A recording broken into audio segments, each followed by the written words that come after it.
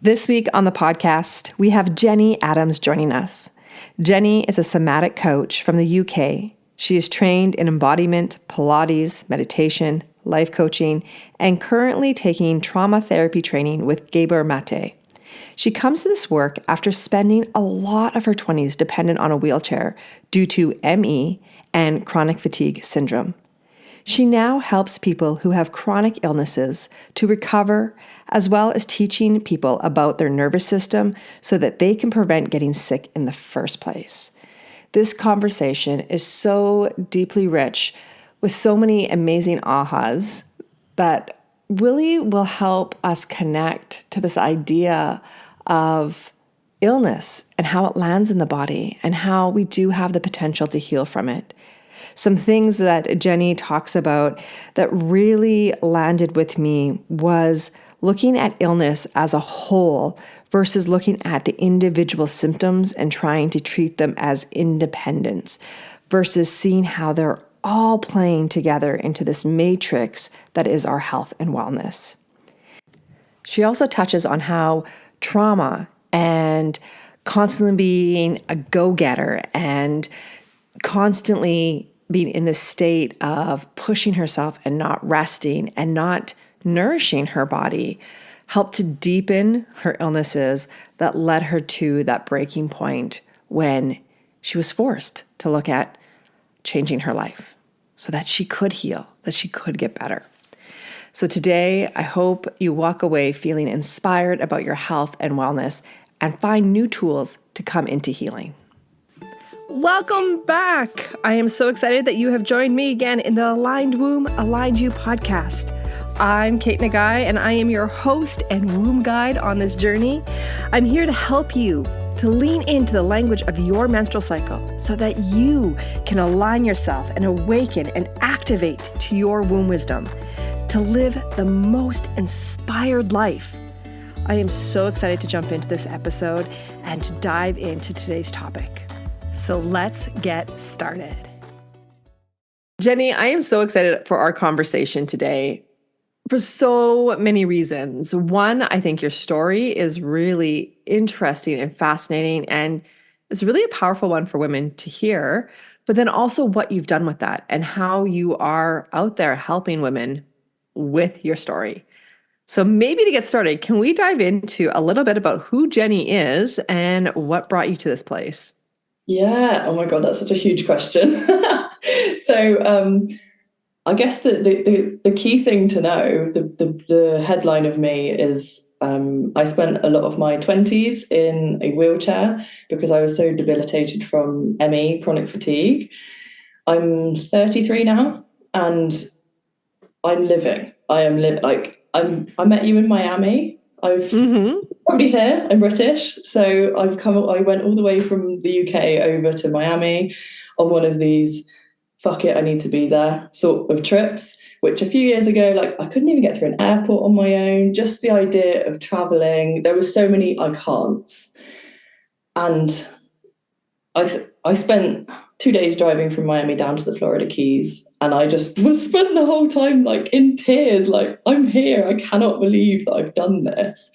So my story started with trauma, glandular fever, which, do you guys call that mono?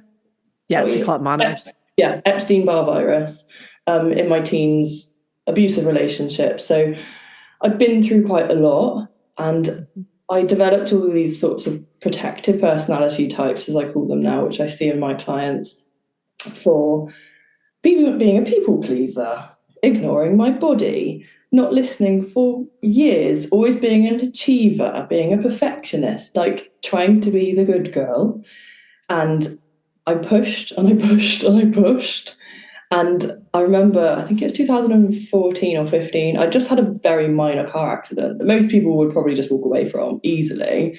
I had a whiplash injury and it disabled me. And this was at the point where I spent a good few years only having the energy to go out if I had a wheelchair or a mobility scooter, because I didn't even have the energy to push a wheelchair around. Spent a fortune on all sorts of different therapies and things. And I was just in a really a really rough place. And I was in my mid-20s whilst all my friends are going out and partying. And I felt like I related with my 90-year-old grandpa more than my 25-year-old friends, which was really sad. And even he didn't need a mobility scooter. So yeah, that's kind of where I came from. It took me a journey of self. I had to look inwards. I had to look at and take some self-responsibility. And that wasn't done through a lens of blaming myself. It was a place of empowerment of I'm giving all my power to the doctors right now and going in and saying, you need to fix me. I want a pill. Like give me the cure to this. And I realized now I was just giving all my power away. So what I did was I turned that around and I started asking, what can I do? What do I have choices over? And that was what led me down a few different holistic routes. So what got me better was changing my diet. So I got rid of dairy, which I realized has been massively inflammatory in my system for years, well, for my entire life, which is in my system. It won't be for everyone. So, going vegan is not the answer for everyone, but it is for me. Finding a movement practice that actually felt good and that felt safe. Like I used to go to the gym and I remember at one point fainting in the gym because I pushed myself too hard and everyone else is like, go on, push through, go a bit harder, do more. And that is not what I needed to hear. And often what a lot of people don't need to hear. We need to slow down. And that was what I needed, was to slow down and listen to my body. So I found a movement practice that felt safe, which was Pilates. And then the other thing I did was therapy. So I'd gone through all of this trauma and had so much crap happen in my life and just kind of got on with it. Like my family's way of dealing with stuff is to just distract yourself. Go out, do something else, take your mind off it. And that was my life until one day my body just went, nope, you are not. I remember trying to get up to walk to the toilet, which was like 6 or 7 steps away, and I was in the office and I just couldn't. My body just would not get up. And this was just when this explosion of feelings came up. And that was probably my real low point of like, I can't get up to go to the toilet. What the hell is going on? And I think it took a few years after that to start making changes. But yeah, through movement, change of diet, therapy, those are the big things that helped me recover. And I kind of found these things by myself. I wish I had someone there with me to take me through like a holistic view. I'd go to the doctors and they'd just ask, what's on fire right now? I can't sleep. Here's a sleeping pill. I'm really depressed and stressed. Here's some antidepressants. I'm really anxious. Here's something for anxiety. None of it was looked at as a whole. Yeah. And that was really frustrating. And this is why I kind of do the work I do now. So I'm a somatic coach. So I have trained in various different modalities, but a lot of mind-body stuff. And I'm trauma-informed. I've just been trained with Gabor Mate in compassionate inquiry, and I love his work very much. Well, as the name says, it's compassionate.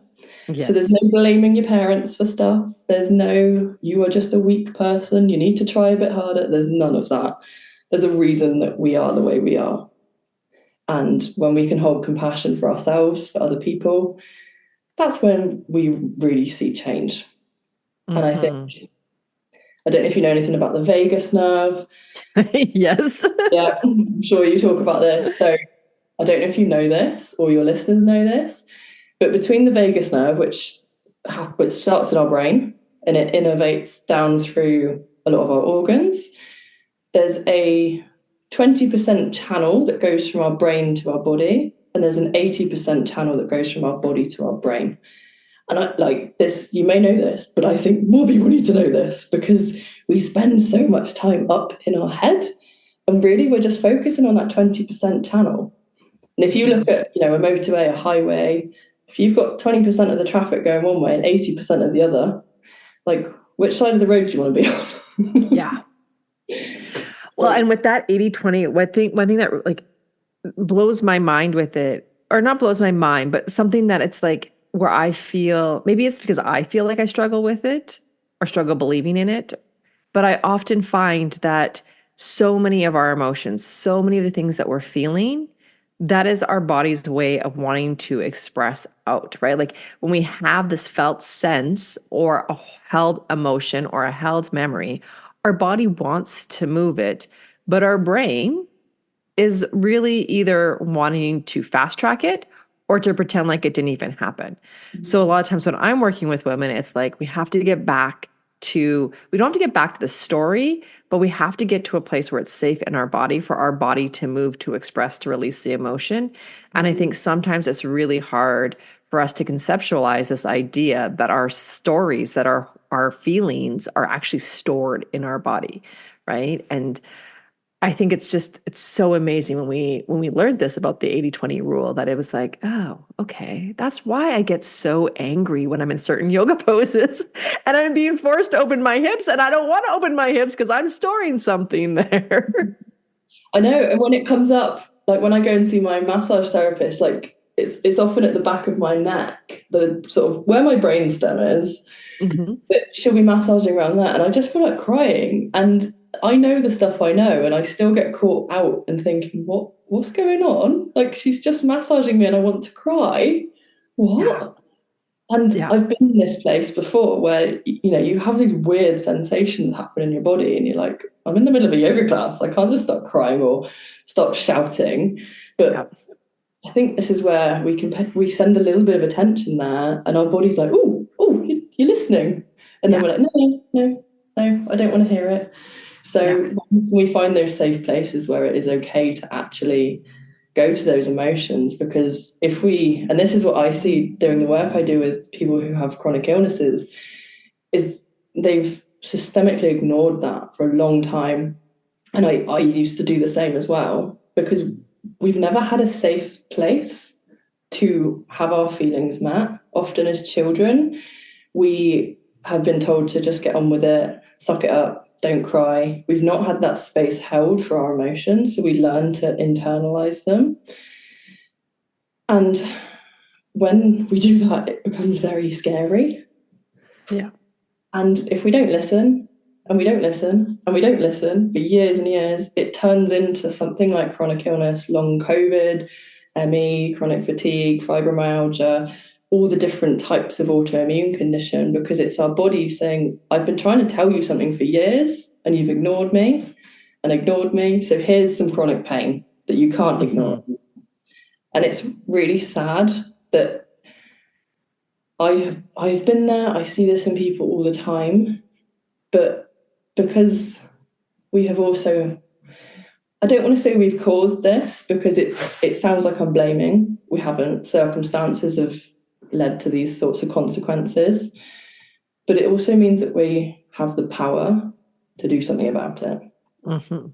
And I think Mhm. that's really empowering, that you don't have to get stuck with this. Empowering and scary. I think Mm-hmm. for a lot of women, I know for myself, it's empowering to know that I have something that I can do. But then there's also that fear of like, am I safe to relive an experience, a feeling, or to even let go, right? Is it safe for me to let go? I think that's where I'm at in my life right now of 3 kids and in my perimenopause years of like, there's this really deep urgency within me of I need more for me. Like I have dedicated so many years to everybody.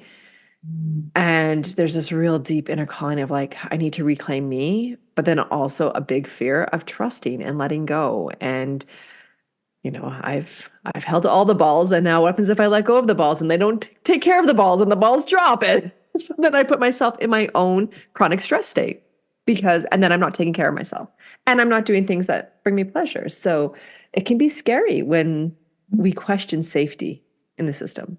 Yeah. And all of that you just shared sounds so exhausting as well. That's a lot Hmm. to handle. What if I do this? And, oh, I don't know. Well, I'm stressed, and what if? And just all of that stuff is a lot to hold. But anything new to our nervous system is inherently scary, even if we know it's good for us. I know. So that makes complete sense if that does feel like a lot.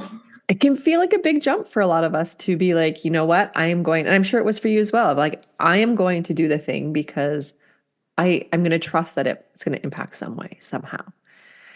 Now, you talked about working with people with chronic illnesses, and a little bit about how chronic illnesses, they come up because of, stored feelings, stored traumas, stored stories that we're just not processing. And there is a book, it's called The Patriarchy Stress Disorder. It's Dr. Valerie, and I can't think of her last name right now, but really great book. Really focus on women and the patriarchy system and how it has impacted us. But one thing that she wrote in her book that it's stuck with me forever is that there's 3 different forms of trauma that we can experience. And I think that sometimes when we think of trauma, we think it has to be like this big thing, like, some kind of childhood adverse event, or that it was like a big, massive car accident where the life flashed before our eyes. But what she talks about is that these three different types of trauma, one can be ancestral trauma. So it's trauma that we're carrying from in our genetics from our past, like from our parents' past or from our grandparents' past, like memories that are stored in our genetic DNA, which we don't know the story. We just know there's a reason to feel this way. And I think for many women, we can relate to this because of our feelings around shame, our feelings around not enoughness, our feelings of like, we have to be these multitasker superhuman beings to be approved and loved. But then the other 2 types of trauma that she talks about is the big traumas, right? Like the ones I already said about, big life-threatening car accident or a disease that almost took your life. And then we have these small traumas, these day-to-day traumas that, we wouldn't probably label as a trauma. They're just an experience that happened in our day. But they leave us with a felt sense of something. Maybe it's a sense of self-doubt. Maybe it's a sense of worry. Maybe it's a sense of everything's going to go to shit if I walk away from this. But these little traumas add up. And I'm curious for you, like you shared a little bit that there was some big traumas in your life. Do you think it was a combination of the big traumas and little traumas, or do you think it was the big traumas that put you into the state of chronic fatigue? Really good question. And I think it's both. I would also add to that the trauma world I'm in, there's a 4th trauma, which is collective. Oh, right. Yes, there is that one. She does mention that one. Yes. Okay. Which is, when we're constantly, I don't know, for people in the US, seeing the school shootings and the wars going on and what's going on in Israel and Palestine at the moment, and the collective being fed traumatic images constantly. Patriarchy is another really good one. There's that we just kind of live with. We just get used to it. And this can be the thing with especially some of the small T traumas is I've spoken to clients. I don't think I have one client who doesn't have some kind of trauma, but often they don't know they've got the trauma until I start asking about, how were their parents growing up? How were their needs met when they were younger? What happened when they were crying? Did they get picked up? No. All these things add up. Being the last one picked in gym class, those things add up. And I don't know if you've read, I've got it here actually, Emily and Amelia Nagoski's book, Burnout. I haven't, but it's on my wish list. Yeah, I've got loads of books like that. I'm not gonna steal their ideas without crediting them, but they talk about the stress cycle, and very similar to what you said, it's all the little stuff that adds up, and then if we don't offset it, it's like we're pouring liquid into a cup, and unless we take that liquid out, we get to a point where it just overflows. Yeah, that's the point where the chronic illness comes in, the emotional explosions come up. But for me, I think what happened in my life was there was a lot of like bullying when I was in school, which could depends how you see it. It could be lots of small T's adding up, could be one big T trauma. My dad died when I was 13. I then ended up in abusive relationships for a lot of my teens, never spoke to anyone about it. Like, I remember spending 2.5 years being quite badly abused in every different way, and didn't tell my friends, didn't tell my mum, didn't tell anyone. And I realize now, like, what the hell was going on that I couldn't tell anyone? I almost felt like I had to protect him, which is crazy because I was the one that needed protecting. And I think, yeah, there's a mix of the big and the small in there. And I had patterns of going into relationships where I was treated badly and I wanted to fix them. How many women have been there? Never once. And I also think I had to go through some of that to meet my partner, because if I met him, bearing in mind we lived 3 miles away from each other for most of our lives, we followed each other around. We met 4.5 years ago, and I think I wouldn't have appreciated him unless I'd been through all of those shitty men. And we're getting married next year, and yeah, I'm so happy with him. Yeah. So yeah, there is a silver lining to all of this stuff. And I think when we can talk about trauma, it can be very heavy and like, I don't even know where to start. This is some big, deep, old stuff. And it can be big, deep, old stuff, but it can also just be shining a light in some darkness. At least that was for me. My parents had me when they were teens. And, I kind of have that. I always think of it as kind of like a magical Cinderella story, but it's not really. I don't know why I think of it that way. But my parents, they started dating when they were teens. My dad was 16 and my mom was, I want to say she was 13 when they met, but started dating maybe when they were 14. And they had me when my mom was 16 years old. She was pregnant at 15, which was still to this day probably a taboo thing to do. I don't think there was ever a time in history, well, maybe when way back in the 1800s, it might have been okay, but it definitely wasn't in a small town. And, my parents stayed together. My dad died last year and he died at 60 and they were together their whole life, right? Oh. And so it's kind of, that's where I always get the magical story, because I was like, I came from a really like solid home. I came from people that were like, I'm going to prove the world wrong that we can do this. I had very strong and determined parents, but I had a dad that held a lot of trauma. And I also had a mom that held trauma. She held a lot of trauma from her pregnancy. And when I was going through my fertility issues, two things were happening. One, I felt like I could never talk to anybody about them. I was going through multiple ectopic pregnancies that would end me up in the hospital for surgeries, for taking medication to abort. Like, that's all a lot of trauma, but I never wanted to tell anyone about it because I felt, at the time I justified it saying I couldn't hold space for them. But really it was, when I think about it, it was the fear of being judged, because my partner and I were not married. At the time, I wanted to get married. He was apprehensive because he's like, it's just a piece of paper and it costs a lot of money. We're now married. I'm married to an engineer, so everything's about numbers. But it's really interesting that when we got past that hurdle, we actually got married. A month later, we got pregnant, or not a month, I think it was about 3 months later, we got pregnant. It was amazing how as soon as that trauma was released in my body, it felt safe to get pregnant successfully. Before then, it was like so much rigidity. And so for me, my traumas were small, little traumas. And it was interesting that as I did my work, as I went deep into like, what's my story, that I started to see that my patterns were a lot of holding my mother's trauma, right? Things that I probably picked up in the womb space, that fear that she felt, that stigma, that rejection from society. Like, I felt all of that. And so as much as I was in a loving, long-term relationship with my husband, at the time partner, I was like, I can't have the world judge me. I can't have the world think that this was an accident, even though we were intentionally trying. I was in my 30s. But it was so amazing to me that once I felt safe, that then I could create a life. And I think like my story is around fertility. Yours is around chronic fatigue. But like you mentioned, fibromyalgia, there's so many different diagnoses out there where and I love people like Gabo, sorry, I'm going to say his name wrong. Who do you Gabor treat? Mate. Yes, thank you.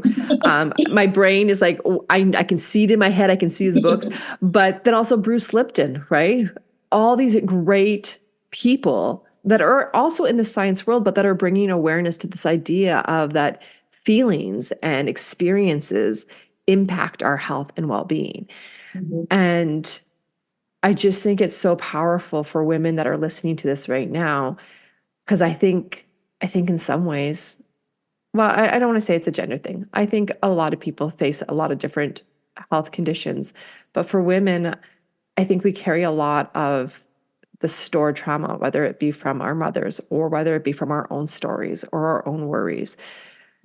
And I think as women, we take on a lot. We are feeling beings, right? We That's how the female brain is really constructed, is to be more of that felt sense, to be more connective than the male brain. And I think that there's such an opportunity for us to work in gentle ways with the body to start to release that trauma, to begin to heal. And could that heal hormonal imbalances? Possibly. Could that heal period pain? Could that heal these menstrual conditions that we're seeing uprising at higher levels than ever? I would like to believe so. Yeah, 100%. And I think in what you said as well about your own fertility journey, it sounded like there's trauma that's happened, but there's also a lot of resistance, a part of you that's like, I kind of want to get pregnant, but I also kind of don't, but I don't want to tell anyone that. Yeah. And I think I see this in myself and my clients. There's so much energy spent in resistance. And how many of us say, I'm always tired, I want more energy? If we stop resisting all this stuff, and I see this in one client in particular, there's so much energy resisting that they can sit in that for most of the session. But when the emotion's allowed to be here, yes, it's scary, but it lasts a minute, 90 seconds. Like, for example, I was really angry the other day, and anger is not a emotion that I am familiar with in a healthy way. Anger is good, everybody. Anger is a good way to set a boundary. It's not something bad that we shouldn't have on our emotional spectrum. I was pissed off, and one way I find it helpful for me to process it is I get in my car, I listen to a particular song that I know will make me angry. I scream and I shout. I'm driving down the motorway at 80 miles an hour, which is probably not the best thing to do. But I'd spent the last 24 hours just getting wound up and, there's just so much tension and constriction in my body. I get on the car, I put this song on. I screamed, I shouted, I cried. Within like 10 seconds, I was like, oh, just my whole body relaxed. Mm-hmm. It left. So when there's so much resistance and when there's so much we're holding on to an outcome, there's no flow, there's no allowing, there's no being with what's here. And often when we release the grip, the thing happens. The emotion comes out. Hearing you talk, the first thing that came to my mind was career. I'm assuming this happens more often. I'm assuming this happens with a lot of women. I know it happens with myself, is I want to be successful. I want to make a certain income. I want to, achieve this. I want to be known for this. But then at the same time, there's that resistance like you're talking about, but then I have to be seen. But then I might be criticized. But then I might get in trouble for something that I've done. Like all these what ifs, and it creates so much restriction that I actually slow the process down. And this was big work for me a few years ago of going, I want to be visible. I want to grow my business. I want to be successful. But at the same time going, but I'm scared to tell people what I'm doing for work. I'm scared of the judgment I might get. I'm scared of the ridicule from like men. My husband works in a very male dominated industry. How am I going to go to Christmas parties and say what I do for a living? Like there's all these little things that started coming up. What happens if I get sued? What happens if I'm so scared to promise something that I don't know if I can actually deliver on? Like there is all these worries and we create that restriction. So that's what came to mind. And so that is, for me, that is a trauma of visibility. So traumas don't always have to be these big things of like, this happened to me. It can be these worries, these thoughts. And I think that's really interesting what you just said as well, because everything you just shared about the putting myself out there can feel very vulnerable. And I think I talk a lot about vulnerability, and I don't know if you follow Brene Brown, she talks about it quite a lot. Love Brene Brown. Yeah, she's great. There's so much strength in vulnerability. And I think I hear a lot that people confuse vulnerability with weakness, and they are completely different things. And I can't remember where I heard this, but if you think of a tree, a plant growing, the new stem, the growth, comes from the softest part of the plant. Aww. So you don't get new growth from a big, solid, hard trunk on a tree. You get it from the sort of flimsy little soft bit that's going to grow a new leaf. Well, I love that. That's going to be like my motto today. I'm just going to be the soft part of a tree. Exactly. Because otherwise you can't grow. You are too rigid. I can't put myself up there. This is how I am. You're that trunk of a tree. There's no growth. Oh my gosh. That is the best. That is the best. So your work, you do a lot of different things. You do somatic work. You do Pilates. Remind me of some of the other things that you do. You had a big list. So I teach all of this under the somatic branch. So I don't teach Pilates anymore. It's brought in as part of like, okay, someone's got the weight of the world's on their shoulders. Let's jump on the kit and release some of the weight of the world of your shoulders using some resistance. Okay. So that's how I use it now. Okay. I'm also a life coach. I'm a meditation teacher, and I'm an embodiment educator. I think they're my 5 things I'm trained in. So the umbrella is a somatic coach. So basically, the headline is I help women that feel disconnected from their body for whatever reason, often chronic illness, people approaching burnout, to feel connected and safe in their body again. Right. And more confident as well. And so what do you feel is maybe the number 1 or number 3 things stopping women from connecting to their body? I think one of them is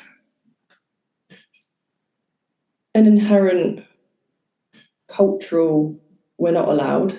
We have to be the care. We have to look after everyone. We have to be the emotional holders of our partners, of our kids, of our parents, of society. We are almost the emotional dump bags for everyone. I feel that. Mm-hmm. And then where's the space for me in that? Yeah. Whereas I flip that and say, well, how do you hold everyone else's stuff if you're not well? Mm-hmm. And unfortunately, I see this, and I've been there. You don't look after yourself until you need everyone else to look after you, and then you can't look after anyone. Mm-hmm. Remind me of the question again. My ADHD brain's disappeared. That's okay. I was just saying, how do you feel women stop connecting to their body? So that was 1. I said 1 to 3. Yes. You can stop after 1. No, there was another one that just popped into my brain. Permission. I think feeling like we don't deserve the support, the love, the nurturing. I had someone say this to me yesterday. I have the money. I can afford this. I don't know if I deserve to spend this much on myself. Yeah. That's a big one. Oh, like that just spoke right to my core. I can totally relate to that one. And I remember my best friend saying when I was a teenager and I was going through so much of this trauma, she said, your wardrobe was just a black hole of stuff. She said she'd come around my house and open the wardrobe and There's stuff with new tags on there. I'd spend a fortune avoiding looking at me. Mhm. So I'd spend the money, but just on the wrong things to Mhm. avoid the feeling. Whereas I wish, in a way, I turned that around and went and invested in someone that could help and support me and actually ask for the help. It's the deserving of it. It's also, I'm in a bit of a situation and I'd like some support. And you don't have to be at rock bottom to ask for that. Mhm. So, What comes to mind with that one for me was after my dad passed, of just feeling the heaviness of financial responsibility, not because I had to, but because I put it upon myself. In many ways, my dad and I have very similar personalities. And he was young. He still had his own company that he was running. My brother was his employee, and my mom was still working, but she didn't have a career that was a big money maker. And the moment that, and I remember this so clearly, the moment that he passed, I remember just looking at my husband going, well, somehow I'm going to have to blow the roof off my company and I'm going to have to make $500,000. I have no idea why 500,000 was like the number in that trauma response, but it was like, I have to make $500,000 because I have to take care of my brother. I have to take care of my mom. I have to make sure my dad's business is still successful. I have to make sure that that's running and I'm still going to run myself. I went into this response of, I just had to take care of it all. And I ended up like, I want to say that I was burning out inside because I really wasn't. I know burnout's so much deeper than what I was experiencing, but it felt like inside, it was all too overwhelming. And that's when the Relax Money course popped up with Kate Northrup that you and I actually met in. And I remember every ounce of my body was like, I need this. And not because I needed to have a tool to make more money, I needed a tool to be able to soften into the idea that everyone was going to be okay. That's all it was, is that it didn't have to be more income. I just had to soften around my fear of feeling like I had to take care of everybody all of a sudden. And at the same time, when the investment portion came up, I was like, well, I got to ask for permission. Like, this is a lot of money for me to just sign up. I need to make sure that my husband's okay with it. I need to like crunch the numbers to make sure that I'm not going to impact us because I might still have to take care of mom. Like, my brain went into all these different areas. But what you're talking about was that permission. Every cell of my body knew I needed this for a nervous system self-care practice. And there was such fear in that I wouldn't be allowed to take it. yeah. And I think that leads on beautifully to the third thing I was going to say in regards to what keeps women disconnected is we've never been taught how to regulate our nervous systems. We don't understand. I talk a lot about the polyvagal theory and have workshops in this, and it might just sound like scientific nonsense, but there are three different states in our nervous system. There's a freeze, which is our lowest, there's a sympathetic, our fight flight, and then there's our ventral connected state. And often we get stuck in that sympathetic, dorsal, the fight flight, freeze. We get stuck there, Mhm. and we don't know that there's another option. There's our ventral state. When we're up in our ventral world, we are able to heal. Our food digests properly. Our body works as it's supposed to. But I teach this, and so many people say, why is this not taught to us? Why did we not know this? We've been going through our entire lives run on the adrenaline of our sympathetic nervous system, and then asking, why am I getting ill? Why can't I get pregnant? Why is my body shouting at me? And this is where it's no one's fault that we are this way sometimes. Mhm. We just haven't been taught. And this is why I'm so passionate about the somatic work and the nervous system work. That some of this is what Kate teaches. I go into a lot more depth in the nervous system work because we just don't know how to do it sometimes. And then you can't beat yourself up for something you don't know. You don't know what you don't know. And the beautiful thing about the nervous system work is that it can be simple. Like, it's actually meant to be that compassionate response that you talked about. It's about meeting the body with just a little dose of love, right? And it has such a huge impact. Like we can learn so much from just this idea of how the nervous system helps us and benefits us of just small bite-sized pieces every day of self-care. Yeah. Yeah. And I have a nervous system toolkit on my website, and there's about 20 to 25 videos in there, which can sound a lot. They're between like a minute and 5 minutes long. And there's something that the way I teach is things that you can do that if you're out in public that you don't look weird. Some of them you look weird doing, do them at home. But just simple things like rocking or pretending to put hand cream on, just really simple things, giving yourself a little hug, just stuff that's so simple, putting your hands on your ribs and taking a breath, just really simple things that just help you connect back into your body, opens everything up. And then you're back in a more of a healing, open, connected state. But it's, just this work is so life-changing. To talk about one of my favorite ones, we learned it at Relax Money in Miami at the live conference, which was the 20-second hug. Yeah. And my gosh, like this morning, my 4-year-old, we had a moment this morning. I wasn't mad, but I had to set a boundary. And he was starting to cry because he's like, "You're mad at me." And I'm like, "I'm not mad." I'm like, "Let's just hug it out. Let's have a 20-second hug." And it was so beautiful to watch within 10 seconds, his whole stiffness in his body just regulate down. Plus, it also helped me in just like, all of a sudden I could breathe and it was like, you know what? This isn't a big deal. I am really, truly actually not mad. So like, we're just regulating everything down. I love the 20-second hug. And that is so easy. It's now a joke in our household because my husband's always like, "Really, 20 seconds?" And he just stands there. I'm like, "I need healing. Give me my 20 seconds.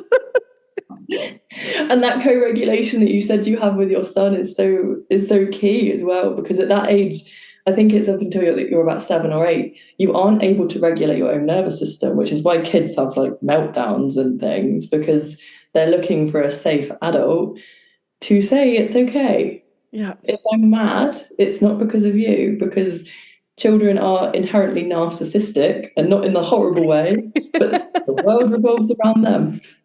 Yes. When Yes. I'm hungry, someone feeds me. Oh, yes. Yes. It's beautiful. So, yes, nervous system work does not have to be complicated. It does not have to be hard. It does not have to be overwhelming. And it's so simple. And I think because it's so simple, we write it off too quickly. Yeah, if it was this easy, everyone would be doing this, right? Yeah. Maybe we should be doing more of it. And I think that's what I really appreciate and love about your story and your work is that you were somebody who went through a lot. Body crumbled in response to that because our body really does. It feels like our body, it knows our threshold. And if we're not listening to our threshold, it's like, okay, I'm just going to stop you. I'm just going to stop everything right now. And that actually goes back to pain science too. Like if you look at pain science, pain isn't a true indicator of the damage that's happening in our body. Pain is just the body's way of stopping you from doing something before the damage actually happens.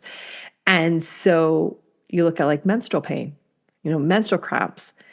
The first thing I ask women all the time when they're like, "I have painful periods," it's like, do you rest when you feel the pain? Do you give yourself permission to do nothing?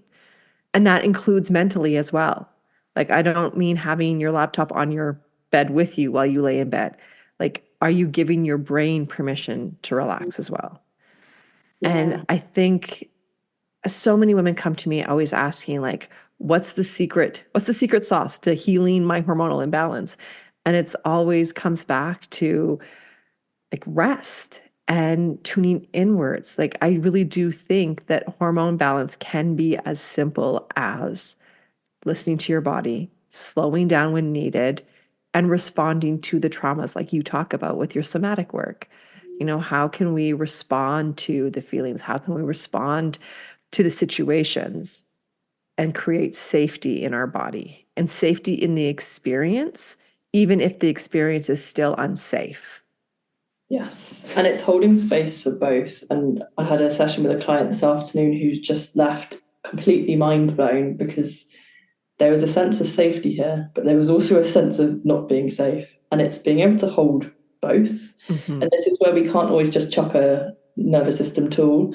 I don't feel safe. Okay, shake it out, shake it out. We're also avoiding the experience sometimes. Mm-hmm. We don't always just have to throw a tool at it, because then we're kind of just bypassing the feelings. Yeah. And what you said about rest as well, I've got a resource on my website about the 7 different ways to rest. So I don't know if you've heard about that, but there can be creative rest. I'll try and remember them. Social rest, like emotional rest, physical, mental. I can't remember the other few. They're all on there, but essentially you can be resting if you're sat watching the TV. You're physically resting. You're not mentally resting. Mm-hmm. You can be going for a walk, which might be mentally resting, but not physically resting. So I've got a resource on my website. It's a free resource that goes through the 7 different ways to rest. And they'll all be different for different people. Mental rest is the one I struggle with my ADHD brain. Different people and different situations. Yeah. I think different situations call for different things, right? Okay, and exactly. So and I think that's the beauty of the work I do, the beauty of the work that you do, is that it's really not about here's a resource and this is going to fix everything. It's about, can you get curious and know your body? And then there's 100 different tools we can use depending on your curiosity, right? I love it. Find the thing that works for you. Can I just say one more thing as well? With pain, I don't know if you know this, our brain, after 6 months of getting pain in a certain area, starts to expect it. So if you've had an injury and it's not been healed in 6 months, the physical area might be healed, but your brain is wired to expect pain there. So if you've been having like menstrual cramps for a long time, your brain and your nervous system is just wired to expect them. Mm-hmm. So there is things we can do to interrupt that. But this is where it's all in your head.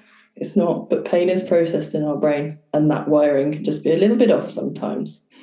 And that's so true. And that's why a lot of the work that I do with period pain, when we're coming from a yoga therapy lens, is we start to tackle it the week before. Like, how can we start to shift the mind? Because your mind's already starting to get anxious about the predicted pain that's going to come. Yeah. So you're self-creating it. Yeah, no, that's totally great. So I can't believe it's already at time here. This has been such a great conversation. We'll have to have you back for more. But I always love to lead these calls with a womb-led tip. And a womb-led tip doesn't necessarily have to be a womb tip. It has to be something that helps women walk away from this conversation feeling empowered. Like, what would be your tip for them moving forward in their life after listening to this conversation today? I think knowing that your experience is valid and whatever's happened is not your fault. It's not there to blame anyone else. And with as much compassion as you can, just start listening to what's going on. And I say to my clients, you can feel this on a scale of like 1 to 100. You don't have to let 100% of that emotion or that feeling in. You have choice to feel 2% of what's here. Mm-hmm. That 2% will grow over time. I love it. I love it. Well, thank you so much, Jenny, for being on here. For anybody who wants to learn more about Jenny's work, to find those free resources that she was talking about, I will put all those links in the show notes below. Go check her out on Instagram. Go check her out on her website. And let's start healing the nervous system. Yeah, and I work with people worldwide. So just come and drop me a message on Instagram or on my website. I'm happy to work with people from one-off to longer support. So yeah, thank you so much for having me. It's been such an interesting conversation. Oh my God, it's been so great. And I can't wait to have you back again.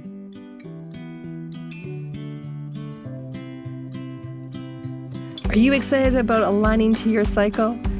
If so, make sure that you subscribe to this podcast and like the episode if it really resonated with you. Until next time, remember, womb wisdom equals connection to self, which ultimately equals inspired living.